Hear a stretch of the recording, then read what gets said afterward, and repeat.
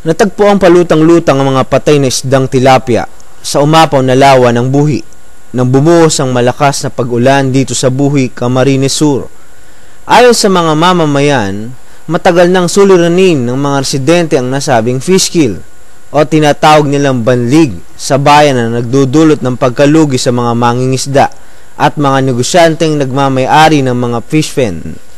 Ayon kay Ranilo Leal, Municipal Aquacultural Technician, isang itinuturong dahilan ng banlig o pagkamatay ng mga isda ay ang pagkalaso ng mga ito sa mga kinakaing feeds na may matakonsentrasyon ng ammonium nitrate. Ang problema talaga, yung ammonium nitrate, mataas yung masyado. Sa 0.08, kasama talaga ang pinaka-tolerable na dapat mo nasa 0.02 lang. Yung siguro nakikita namin na cost ng iski. Sinang-ayunan naman ito ng Buhi Lake Development Office. Ayon kay Herbert Ailes, officer in charge ng Lake Development Office, batay sa naging pagsusuri sa tubig ng lawa, napatunayang mataas nga ang ammonium nitrate content nito, kung kaya't namamatay ang mga isda. Siyempre, isang salok yan, lalo na may fish cage operation tayo dito ngayon sa Lake Buhi.